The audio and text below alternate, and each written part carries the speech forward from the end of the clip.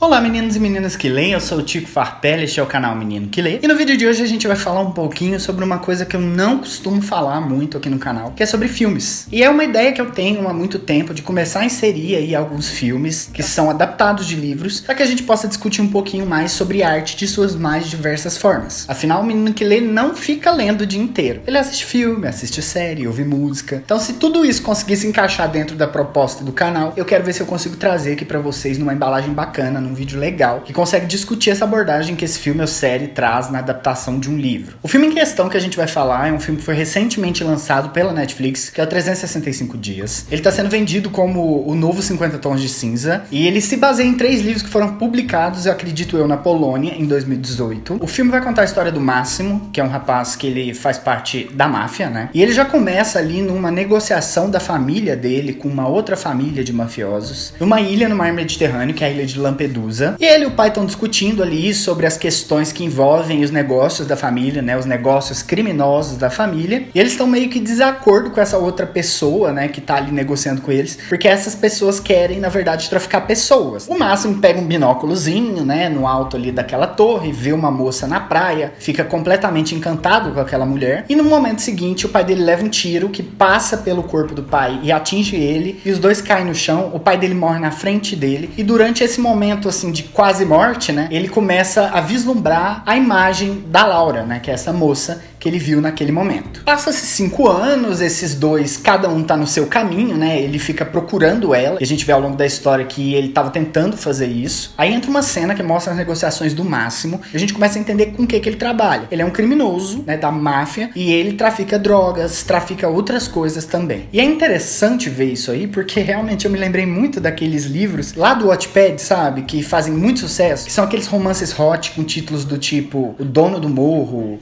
O Traficante é Gostoso, coisas assim, sabe? Eu lembrei muito disso nessa hora. Eu acho que esse proibido, né, dele tá fora da lei e dele querer conquistar essa menina, talvez tenha sido o que amarrou a história e que tornou ela tão desejável, né, pro público que tá assistindo. Além da cena de sexo, é claro. Essas aparecem no primeiro momento, assim, que há essa possibilidade dentro do filme. Ele tá no avião e aí ele vê uma aeromoça e ele transa com a aeromoça. Ela tá em casa, ela não tem o carinho do marido, então ela pega um vibrador e se masturba na cama. Todas essas coisas o tempo todo estão sendo jogadas na nossa cara. E esse é um dos 1000 problemas que eu encontrei nesse filme. Eu não tenho problema nenhum com sexo, eu acho extremamente importante, né, pra nossa vida, saudável fazer sexo. Aliás, se previnam, né, se cuidem da saúde de vocês. Mas quando o sexo acaba tomando a proporção de quase 50, 60% da história, eu senti, assistindo o filme, que não tinha muita necessidade, assim, dessa história existir. E é uma coisa que eu fiquei muito triste, assim, porque eu não sou o maior fã de romances hot do mundo, mas também eu não desgosto. Eu fui ler 50 Tons de Cinza, eu abandonei porque eu não consegui me vincular com a história, mas eu não tenho problema nenhum, eu pegaria um romance hot pra ler tranquilamente, que é algo que eu tô me educando pra não ter esse preconceito literário. Mas há um abuso, assim, a cena fica na cara da mulher enquanto ela tá praticando ali o sexo oral, e isso me incomodou muito, muito mesmo, assim, porque parece que ele é o centro do universo e todo mundo que tá ali tá pra servir ele. A Laura vai fazer 29 anos, aí ela reúne com todos os amigos e ela vai no banheiro e ela acaba encontrando com esse cara,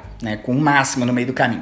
E ele solta uma das frases mais cafonas que eu já vi em uma história. Está perdida, gatinha. Gente, eu fiquei com muita vergonha alheia quando eu vi isso, assim, realmente, eu falei, não é possível que ele vai repetir. E ele repete umas 2, 3 vezes ainda no decorrer da história. E aí, do nada, eu não entendi muito bem. Ela fica brava com o namorado, ela resolve sair, andar pela cidade à noite, e ela vai parar num beco escuro, onde ela é sequestrada. E me lembrou muito Salve Jorge, sabe? Aquela novela do tráfico de pessoas pra Turquia. Pois é mais ou menos daquele sentido. E nesse primeiro momento em que ela é sequestrada, que ela acorda num lugar absolutamente desconhecido pra ela, há um choque, né? Pra mim, pelo menos, houve esse choque dela cair em si e ver, cara, eu tô num lugar desconhecido, alguém me sequestrou e eu tenho que sair daqui. Eu, se eu tivesse sido sequestrada, mesmo que fosse por um cara bonito daquele, eu ia dar um jeito de fugir, porque eu não sei o que aquela pessoa vai fazer comigo, né? E também porque é muito estranho essa situação de você ser sequestrada e aí a pessoa te dá 365 dias pra se apaixonar pelo sequestrador. Tem muito a ver com a síndrome de Estocolmo, né? Que é quando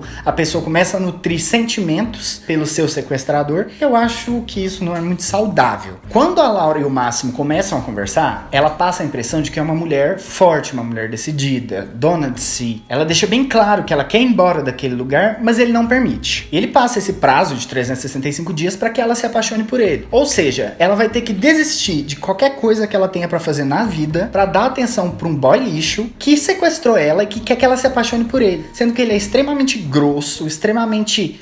eu não consigo nem imaginar uma situação na vida real como essa dando certo. O filme, pelo menos, eu acredito que o livro também faça isso, tenta humanizar esse cara. Ele é criminoso, ele tá fazendo uma coisa errada, ele sequestrou a menina, mas eles tentam humanizar ele, como por exemplo, numa cena em que ele executa um cara da máfia porque ele vende crianças pra um bordel. Tudo bem, é uma atitude nobre, mas assim, somando no contexto geral, eu não consigo enxergar uma possibilidade disso ser visto como uma redenção. Essa tentativa de humanizar esse cara, que é um cara abusivo, é muito absurdo. É realmente uma coisa que é impensável no momento atual, em que a gente tá falando aí no carnaval sobre não é não. É um descrédito para essa nova geração que tá lutando para trazer a ideia do consensual nas relações. É importante que a gente entenda esse problema do livro, para que a gente não fique romantizando o sequestro e romantizando essas ações criminosas desse cara. Mas a partir daí há outros problemas, porque ele começa a levar ela para fazer compra, ela começa a gostar dessa situação de gastar o dinheiro dele, e ela começa a aceitar essa situação. Então, no começo, quando ela entende a racionalidade da situação, tem uma verossimilhança nessa história. Mas aí, a partir daí, ela começa a tomar esse rumo de realmente entender que ela tá sendo sequestrada e se deixar levar pelo mundo dele. Ela se anula completamente para entrar nesse mundo dele. Até que chega um momento em que eles têm uma discussão, e essa discussão vai por um caminho que ele transa com outra mulher na frente dela, o que é uma coisa horrorosa.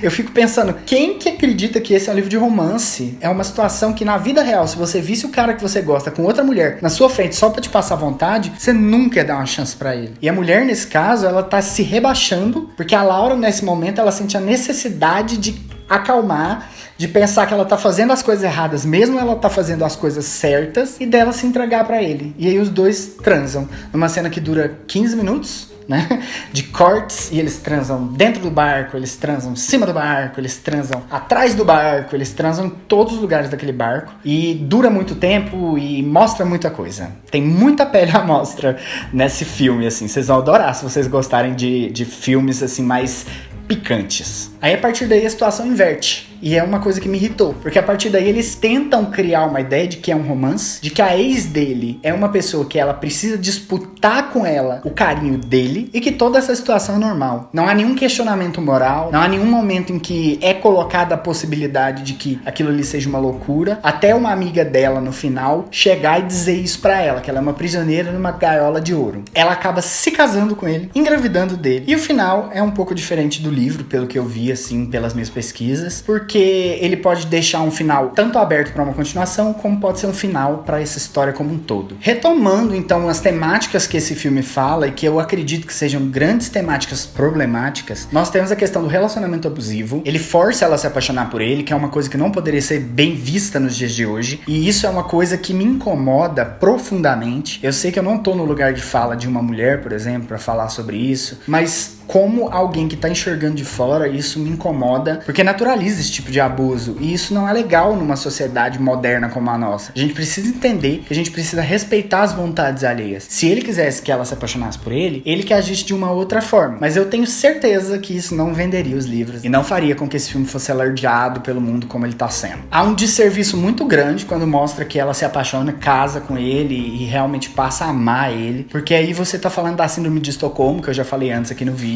que é a ideia de que ela vai nutrir um sentimento verdadeiro por esse captor. E eu fui ver nos outros livros, no 2 e no 3, que acontece que ela é sequestrada por outra família de mafiosos e ela nutre o mesmo sentimento pelo outro captor dela. Ou seja, é natural nessa franquia que ela se apaixone pelo captor. Só que isso não pode ser visto como uma coisa normal. É algo que me incomoda e é algo que deveria incomodar todo mundo. Você colocar uma mulher numa posição dessa, numa posição em que ela tem que se diminuir, né, para poder merecer o amor de um cara, não vale a pena. Isso é um desserviço para a sociedade como um todo. Talvez eu esteja falando besteira, talvez. Eu tô falando do fundo do meu coração, é algo que realmente me deixou muito triste. Ah, mas é só um filme, não é a vida real. Mas na vida real, quando acontece, as coisas são colocadas debaixo do pano, ou elas terminam em tragédia, porque as pessoas não têm coragem de falar sobre isso. Então, quando um filme coloca isso como um aspecto positivo, né, como a base de um relacionamento, você tá legitimando esse tipo de abuso. E eu acho que isso é impensável. Você acha que nós vamos ter outros filmes dessa franquia? Você acha ela parecida com 50 Tons de Cinza em alguns aspectos?